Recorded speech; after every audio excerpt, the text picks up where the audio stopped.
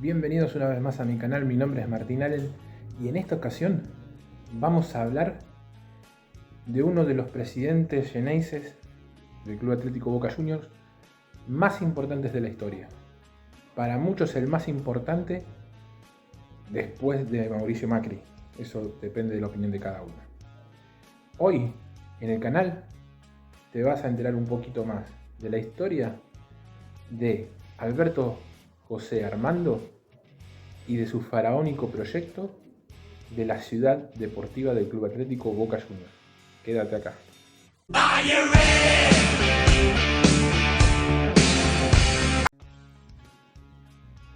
Y como siempre hacemos en mi canal, primeramente vamos a presentar a Alberto José Armando en sociedad.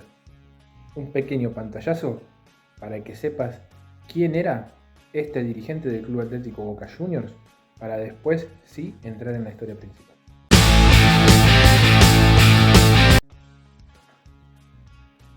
Vamos a empezar primeramente contándote un poco acerca de quién era Alberto José Armando, para después entrar un poco en la historia de la ciudad deportiva.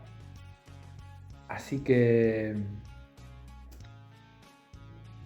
vamos ahí para que sepas quién era Alberto Armando. Alberto José Armando nació el 4 de febrero de 1910 en la localidad de Estación Elisa, en el departamento de Las Colonias, en la provincia de Santa Fe. ¿Sí? Él decía que era un pequeño puntito perdido en el mapa de la provincia de Santa Fe. Tuvo 7 hermanos más, ¿sí? Eran una familia de 8 hijos. Y todo transcurrió, si querés decirlo, medianamente normal, hasta octubre de 1924. Él con 14, fíjate lo que te voy a contar. 14 años. 7 de octubre de 1924. Su madre estaba embarazada. Por complicaciones debieron realizarle un raspaje. Fallece la madre. 14 de noviembre de 1924. El padre de él, afectado por la situación que había pasado con la madre, dolido por que había perdido a su esposa, y complicado por la situación económica de la familia, padece un ataque cardíaco y fallece. En el transcurso de un mes y una semana, él y sus 7 hermanos, 4 varones y 3 mujeres, perdieron a sus 2 padres. Él tuvo que hacerse cargo de la situación y un día, comiendo en un lugar, ve un cartel donde dice que la concesionaria Ford pedía cadetes. Bueno, él entra a la concesionaria Ford, empieza como cadete, no voy a hacerla muy larga, empieza como cadete, asciende a tal rango que termina siendo gerente de ventas. Mirá vos cómo ascendió. Y eso fue, digamos, su oficio, ¿sí? Comercial, su trabajo. Eso es lo que era un empresario del rubro automovilístico, ¿sí? Un apasionado por los fierros. Llegó a correr ciertas carreras en Córdoba, en San Francisco, en un montón de lugares, ¿sí? Porque era amante de los autos. Es más, él tenía un trabajo y ahí en la concesionaria como cadete le ofrecían 35 pesos de la época. No voy a hacer el cambio porque no lo sé. Y cuando va a hablar a su trabajo, le dice, ¿pero cómo? ¿Pero vas a ganar más? No, no voy a ganar más, me van a pagar menos, pero me gustan los autos y quiero manejar autos. Entonces él decide dejar ese trabajo donde estaba y pasar a la concesionaria Ford. Bueno, él avanza, llega a ser gerente de ventas. Y bueno, él cuenta que su pasión por Boca arranca a través de la famosa gira del año 25 que Boca fue a hacer a Europa y que generó un boom, ¿sí? En cuanto a a trascendencia del equipo Xeneize a nivel internacional, ¿sí? La gira del 25 es mítica. Ya en su momento, si Dios quiere, vamos a charlar acerca de la gira del 25 del Club Atlético Boca Juniors. Bueno, él con el paso del tiempo se hace cada vez más fanático de Boca, se hace socio y se empieza a involucrar en la vida política del club y logra llegar a ser presidente del Club Atlético Boca Juniors y logra tener 2 presidencias. La primera duró de diciembre de 1953 a 1955 y la segunda fue emblemática. Duró desde 1960 a 1980. Y fíjate que es muy importante porque bajo su mandato Boca consigue muchos títulos. Por ejemplo, a nivel nacional, Boca consigue el título de primera división en 1954, 1962.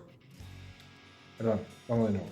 A nivel nacional, Boca consigue los títulos de primera división de 1954, 1962, 1964 y 1965. Consigue los nacionales de 1969 y 1970. El Metro y el Nacional del 76.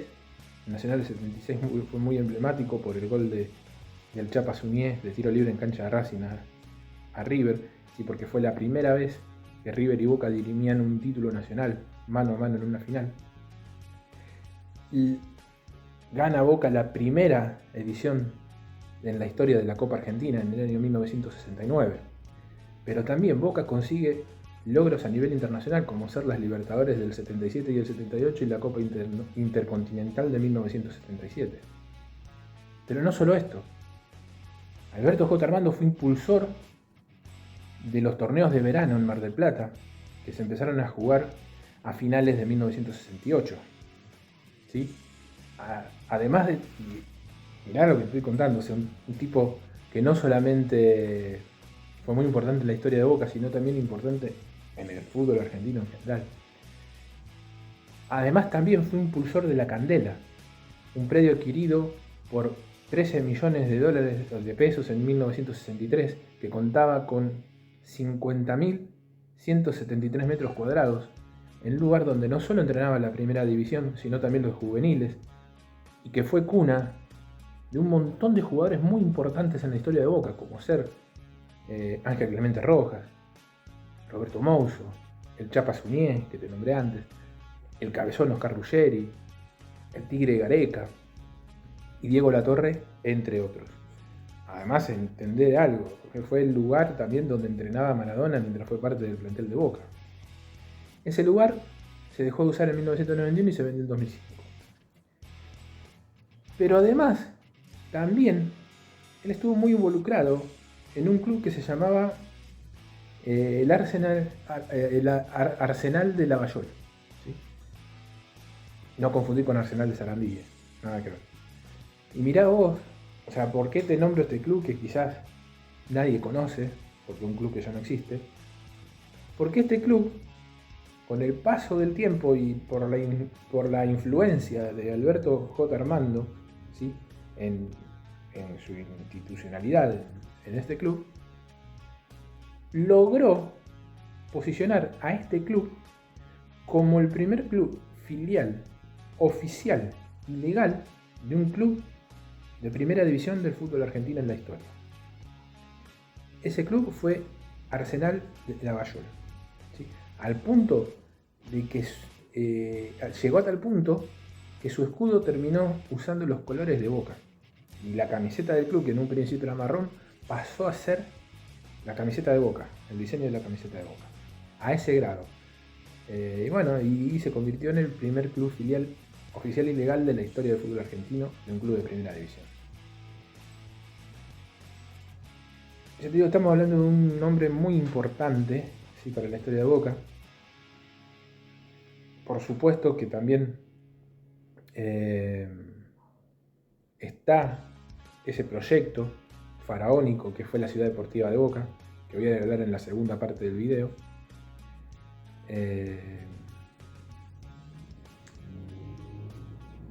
Y bueno, a todo esto tenemos también que era un hombre con llegada a gente muy importante. Entre otros, por ejemplo, él en su momento fue muy amigo de Dante Panzeri, ¿sí? Emblemático periodista deportivo del fútbol argentino, muy reconocido por su etapa laboral en la revista El Gráfico. ¿Sí? Que lo conoció en San Francisco, Córdoba, cuando él estaba despuntando su vicio automovilístico, por decirlo así. Una relación que después con el tiempo se resquebraja porque un amigo en común necesitaba dinero y Panzeri le pidió dinero a Armando para ayudar a este hombre y Armando se negó porque bueno, él siempre dejó muy en claro que no le gustaba prestar dinero, que no tenía problemas de ayudar a nadie en lo que sea, pero dinero no. Entonces eso hizo que se resquebrajara la amistad entre los dos, al punto de que Dante Panzeri llegó a ser su más acérrimo y riguroso crítico, ¿sí? En cuanto al mandato y al labor que Armando hacía al frente de Boca, ¿sí? Bueno, él deja el club como presidente en el año 1980 y termina falleciendo el 27 de diciembre de 1988, un año emblemático para el país, porque por el fallecimiento en ese mismo año de un montón de figuras, ¿sí? de muchos ámbitos, sobre todo el ámbito artístico, que han fallecido ese año, que fue nefasto en ese sentido, y eso incluye también a Alberto José Armando, que falleció el 27 de diciembre de 1988, y el 27 de diciembre, 22 años después, ¿sí? Si no saco mal la cuenta es el 27 de diciembre de 2010, el entonces presidente de Boca decide, a modo de homenaje a Alberto José Armando, cambiar el nombre del club, cambiar el nombre de la Bombonera, que pasó de llamarse Camilo Sichero a llamarse Estadio La Bombonera Alberto J. Armando. No confundir también porque muchos decían que la J de su nombre era Jacinto, pero no, su nombre era José. La confusión viene porque había un presidente de Huracán importante en su momento y que también fue un importante dirigente del fútbol argentino que se llamaba Alberto Jacinto Armando. Entonces eso prestó a confusión, pero su nombre era Alberto José Armando. Esto es lo que tiene que ver con él, con su persona, para que más o menos conozca de dónde venía este hombre. Pero ahora vamos a hablar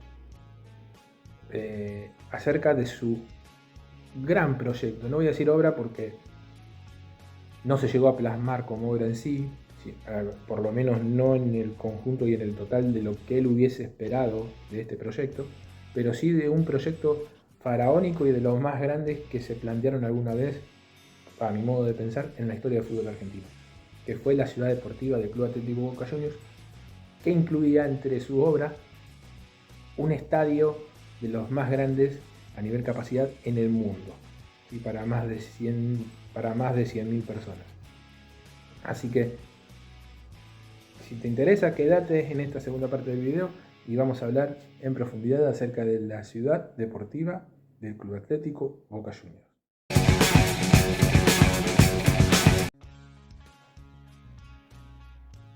Bien, gente, y ahora, como les decía anteriormente, vamos a hablar un poco acerca de lo que pasó con el gran proyecto de la vida del señor Alberto J. Armando.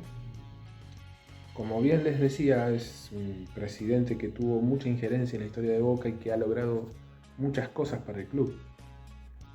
Pero uno de sus grandes proyectos, aquel que él sentía que iba a definir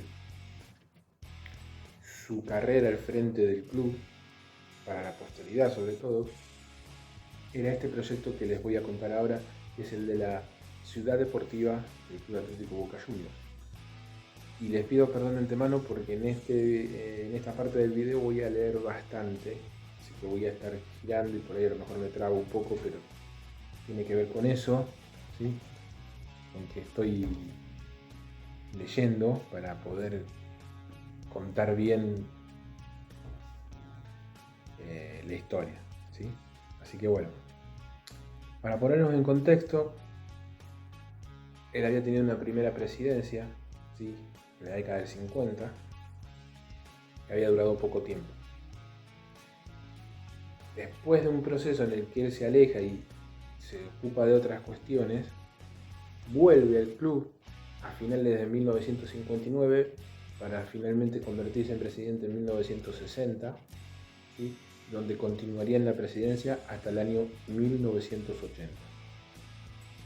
Y es en este momento, cuando él vuelve al club, a finales de la década del 50, cuando presenta su gran proyecto, que es la ciudad deportiva del club.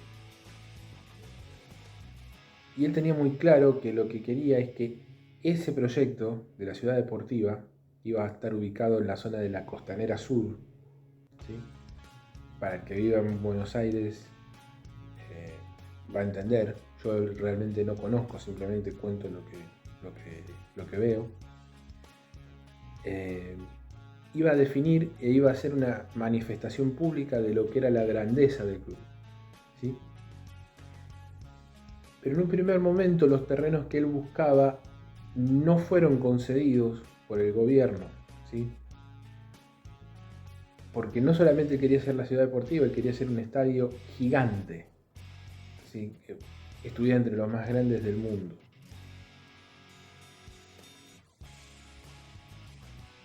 Pero ya te digo, obviamente necesitaba el permiso del gobierno, y el gobierno nacional adujo que allí se realizaría un complejo de viviendas. Por lo tanto, no hubo chances, si eran terrenos del ferrocarril y demás. Involucró en el proyecto a alguien muy importante en la historia del club.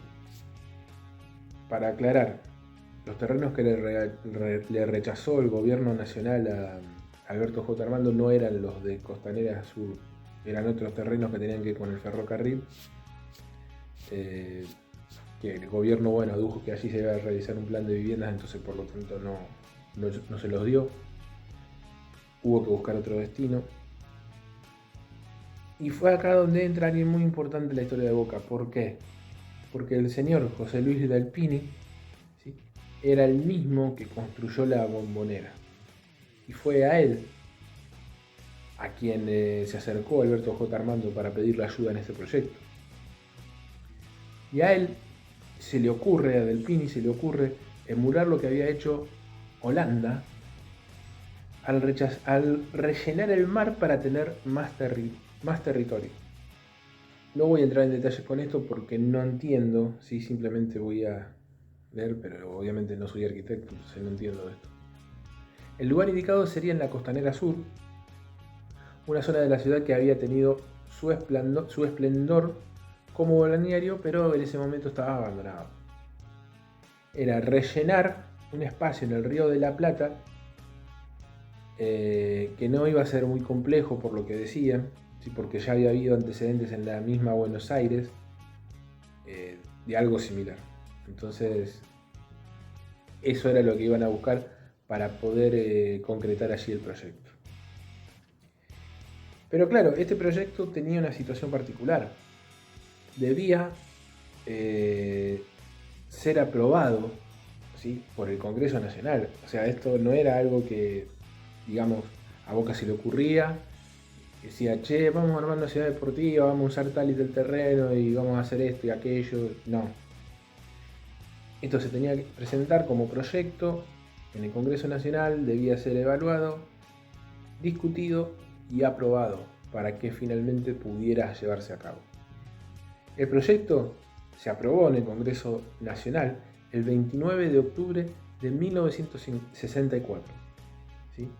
Esto le permitía a Boca rellenar unas 40 hectáreas del Río de la Plata con el compromiso de realizar un predio social deportivo de determinadas características, y para esto iba a tener un plazo de 10 años. ¿Sí? Boca había planteado, o mejor dicho, Alberto J. Armando había planteado que él quería tener terminado el estadio, ese gigantesco, para más de 100.000 personas, para presentarlo, para inaugurarlo el 25 de mayo de 1975. Como te decía, ellos planteaban ese estadio porque él tenía la ilusión de que ese estadio se usara para ser sede de un posible mundial de fútbol. En un primer momento, la idea es que Argentina fuese organizadora del mundial de 1970. Como sabemos que finalmente el mundial se realizó en 1978. Fíjate vos hasta el punto que él estaba convencido de lo que iba a hacer este proyecto, que hasta pensaba vender la Bombonera, ¿sí? Y allí en ese lugar realizar un complejo de departamentos que para mantener, digamos, para marcar un paralelismo, digamos, fue algo similar a lo que pasó con San Lorenzo, ¿sí? En las tierras de Bajo Flores, dejando su escenario, el viejo gasómetro, en Avenida La Plata. Claro que, como sabemos, tanto el proyecto de Boca como el de San Lorenzo, ninguno se concretaron y tuvieron varios problemas a lo largo de los años que le costó resolver. A San Lorenzo le costó el descenso y Boca estuvo cerca. Pero claro, cuando se generan este tipo de proyectos tan grandes, tan ambiciosos, estos proyectos nunca están exentos de problemas o de que aparezcan piedras en el camino, ¿sí? Y los primeros palos en la rueda empezaron alrededor del año 1965, más específicamente el 3 de septiembre.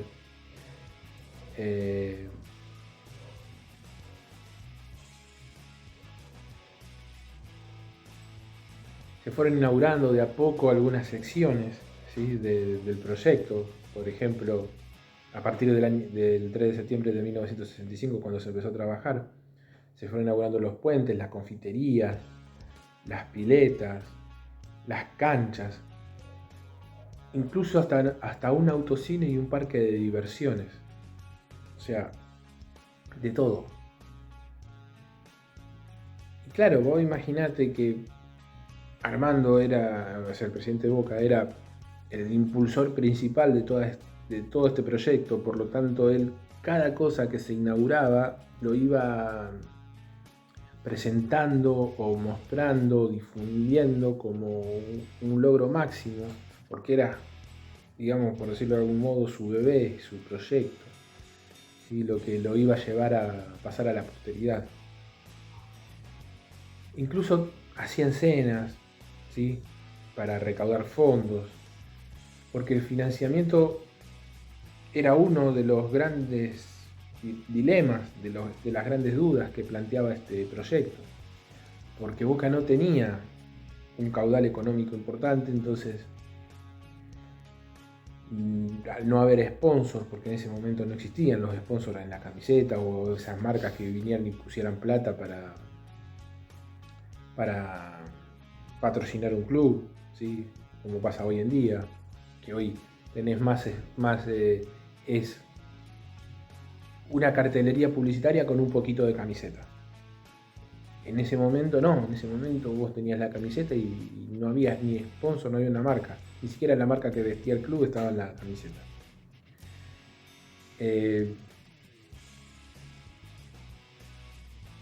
Encima había otra cuestión que era importante en todo esto, y es que el Estado tampoco iba a aportar un peso.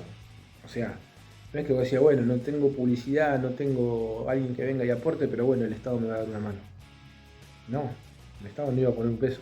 El Estado te podía aprobar el proyecto y demás, pero hasta ahí llegaba.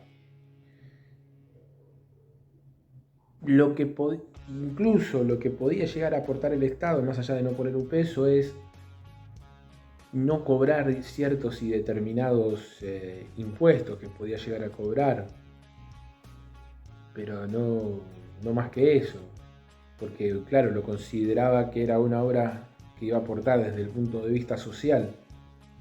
al total de la ciudadanía del lugar donde se iba a implantar ese proyecto y que no tenía un beneficio comercial, entonces ellos le daban la posibilidad de exceptuarlos de ciertos y determinados impuestos para poder darles una mano en ese sentido, pero nada más que eso. Claro, bueno, la cosa fue avanzando, como vos te imaginarás todo esto, rifas, sorteos, cada vez más grandes, más ampulosos, para poder generar algún ingreso que pudiera acelerar en cierta forma la obra. Claro, como siempre en estos proyectos se hacen cálculos a priori acerca de cuánto podría llegar a costar, pero en ese caso las cosas estaban yendo de la mano en ese sentido. Se fueron muy por encima de los proyectos que tenían. A pesar de que masivamente la gente compraba las rifas que ponían a la venta, ¿sí?, para este proyecto. Y no estamos hablando solamente de socios y socias de Boca. Participaban gente de otros clubes, hinchas de otros clubes que también compraban la rifa. Hacían sorteos periódicos con recompensas importantes, estamos hablando de departamentos y autos, por ejemplo. Al poco tiempo se pudieron realizar las obras pautadas y para el año 1972 prácticamente toda la parte social deportiva de la ciudad deportiva, valga la redundancia, ya estaba en uso. Incluso el predio era visitado asiduamente por miles de personas. Pero bueno, de a poco la cosa se iba a empezar a complicar. Ya con la ciudad deportiva se podría decir que concretada, empezaba el otro asunto. El objetivo, no sé si decir principal, pero sí el objetivo, digamos, que iba a ser más llamar la atención, que era el gran estadio, que es cuando empiezan los problemas, cuando empieza a querer llevarse a cabo este proyecto del gran estadio de Boca, ahí es cuando el problema arranca. Porque, claro, no nos olvidemos que estamos hablando de la década del 70, ¿sí? 1972, por ahí. Saliendo de una dictadura militar, la época de Cámpora, empiezan los problemas económicos en el país. Entonces, la venta de bonos a platea para el futuro escenario se sumó a una nueva tanda de rifas dedicadas especialmente al nuevo ámbito, ¿sí? O sea, todavía no habían construido el estadio y ya se estaban vendiendo plateas a futuro para este estadio. Pero bueno, empezó a aparecer cosas que nunca pasan en Argentina, o sea, olvídate, esto no existe en Argentina. La inflación y la devaluación del peso. Esto derivó en que los plazos para la edificación se fueran pateando para adelante, qué sé yo. Por lo tanto, ahí es cuando aparece la fecha que te decía anteriormente, del 25 de mayo de 1975. ¿Sí? Y según Alberto J. Armando, el estadio se iba a inaugurar el 25 de mayo de 1975, llueva o truene. No había vuelta. Pero, claro, el tiempo fue avanzando y la cosa se fue volviendo cada vez más compleja. Se abre un enfrente interno dentro de Boca, ¿sí? Renunciaron los vicepresidentes, empezaron a haber denuncias acerca del mal manejo de la economía. En la AFA, los cuestionamientos sobre si era posible hacer un estadio de esa magnitud en terrenos ganados al río. La central térmica costera, ubicada a pocos metros, despeja dudas. Y un no menos importante, cambió el escenario político del país. Claro, uno de los que había dado apoyo, incluso había participado en la ceremonia de la colocación de la piedra inaugural y demás, fue el presidente de facto de Argentina en su momento, Alejandro Lanusse, ¿sí? Que era el que encabezaba la dictadura militar en Argentina a principios de los 70. Claro, después él entrega el mando a la democracia, sube Cámpora, ¿sí? Patrocinado desde atrás, impulsado por Perón, porque la dictadura de Lanuse es la que empieza a ablandar el tema de la restricción, de la proscripción del peronismo impuesta desde 1955 con la Revolución Libertadora. Pero la imposición era que el peronismo podía participar, pero Perón no. Perón ya había vuelto al país, o estaba por volver al país a partir de esta apertura de la proscripción. Entonces Perón impulsa la candidatura de Cámpora y él es el que gana la presidencia. Cuando Perón vuelve al poder, cuando Perón vuelve a Argentina, al poco tiempo Cámpora renuncia, se hacen elecciones y para el año 1973 Perón obtiene mediante las urnas su tercer mandato como presidente argentino hasta el 1 de julio del 74, cuando él muere y asume para el resto del mandato su esposa del momento, que era la vicepresidenta, Isabel Estela Martínez de Perón. Isabel no, le decían Isabelita, por eso me confundí, Estela Martínez de Perón, quien sabemos que no iba a completar el mandato porque el 24 de marzo del 76 Videla y compañía toman el poder por la fuerza, concretando el último golpe de Estado hasta la fecha en la República Argentina. Hago todo este contexto para marcar la situación en la que estaba, ¿sí?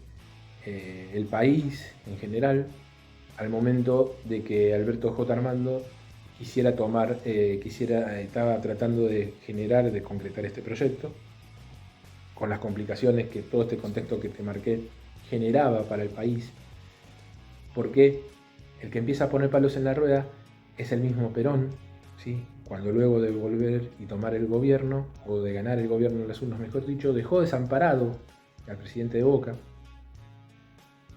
quien indudablemente, obviamente, perdió toda posibilidad de apoyo para concretar la construcción del estadio, ¿sí? A diferencia de lo que pasaba con Lanuse, que apoyaba el proyecto de Alberto J. Armando, Perón no. Claro, y acá es donde empieza el problema, porque fue como un punto de inflexión, como un punto y aparte, como un antes y un después, la no creación del estadio para el futuro y el devenir de la ciudad deportiva de Boca. La municipalidad había cedido el terreno, pero claro, les había puesto un plazo. Al no estar terminado, si no estaba terminado para ese plazo, que eran originalmente, como te había comentado, de 10 años, ese terreno quedaba en manos de la capital sin ningún costo. Se logró una extensión para el año 1979 y luego para 1982. Ya sin importar que no estuviera el estadio, y recordemos que encima en 1980 Armando deja la presidencia de Boca, o sea que ya ni siquiera iba a estar el impulsor de la idea para esa época. Pero por lo menos con eso se evitaba perder las tierras. Pero bueno, se hizo muy difícil sostener todo esto, porque era un mantenimiento muy caro. Pero a pesar de todo esto, logra que el Congreso le permita vender las tierras tras la resolución de 1989, ya con Antonio Alegre como presidente y ya con Armando fallecido. 3 años más tarde se vendió la ciudad deportiva en $23 millones. La municipalidad le cedió a Boca 4 hectáreas de terreno en Casa Amarilla, además de que el club se encargó de urbanizar toda la zona, ¿sí? A partir de acá, de 1992, es cuando Boca empieza a utilizar el predio que usa hoy, Casa Amarilla. En 1997, el grupo económico que actualmente es dueño del predio lo compra por 50 millones y viene desde entonces intentando realizar un barrio cerrado que no logra la aprobación de la legislatura porteña. Pero bueno, esto cambió para el año 2021. ¿Y por qué el 2021 es tan importante? Porque en 2021 empieza un tira y afloje, ¿sí?, entre dos grandes protagonistas de esta situación. Por un lado, el gobierno de la ciudad de Buenos Aires, y por otro lado, la empresa IRSA, ¿sí?, para poder realizar un complejo de viviendas, ¿sí?, que tenía como nombre Costa Urbana, ¿sí?, un desarrollo urbanístico que iba a incluir viviendas y un parque público que iba a utilizar una porción de lo que era el predio de la ex ciudad deportiva de Boca, ¿verdad? Finalmente, para el año 2023, se llega a un acuerdo, ¿sí?, después de incluso hasta litigios judiciales. La firma, que era dueña de los terrenos en ese momento, cede 47 de las 71 hectáreas de ese espacio ubicado al sur de la reserva ecológica para la construcción de un parque público al que estará obligada a hacerle mantenimiento durante 10 años, ¿sí? Esto a cambio de que el Estado porteño le autorice la construcción de un complejo de torres y edificios más bajos con departamentos, oficinas, comercios, establecimientos educativos y hoteles. Este era el proyecto. Que se iba a llevar a cabo. ¿Por qué? Porque el predio donde iba a estar la ciudad deportiva de Boca era, en ese momento, el predio de mayor espacio verde sin uso en la ciudad de Buenos Aires. Se trata de un terreno costero que, como decía, empezó a armarse en 1965, ¿sí? Para recapitular, se empezó a armar en 1965. Boca lo adquirió con el proyecto y la idea de inaugurar en el 75 un complejo de piletas, cancha de tenis, una confitería, un parque de diversiones y, como te decía, un estadio para más de 110.000 personas que iba a ser el estadio más grande probablemente de Sudamérica seguro, o iba a andar ahí con el Maracaná en su momento, y uno de los más grandes del mundo. Es más, si no me equivoco, el estadio va a ser para 150.000 personas, por lo que sí va a ser el estadio más grande del mundo. Pero claro, como te decía, dificultades económicas, las idas y vueltas que siempre tiene este país, hizo que nunca se pudieran concretar. El terreno se vendió, lo compró IRSA, que presentó varios proyectos durante años para la urbanización, que nunca se los habían aprobado desde la legislatura, hasta que apareció lo de Costa Urbana. Como te decía, el convenio se firma en 2021, en 2022 se aprueba delante de la legislatura porteña. Pero claro, hubo diversas organizaciones sociales que se interpusieron en la justicia con un recurso de amparo con el argumento de que la empresa no tenía permitido hacer allí construcciones en altura y que el proyecto modificaba el código urbanístico de la ciudad y que no se había dado participación vecinal con audiencia pública y presentación de estudios de impacto ambiental. O sea, seguía habiendo, este terreno siempre trajo este tipo de cuestiones. Pero bueno, la cuestión es que este es el destino que va a tener, o que tiene hoy,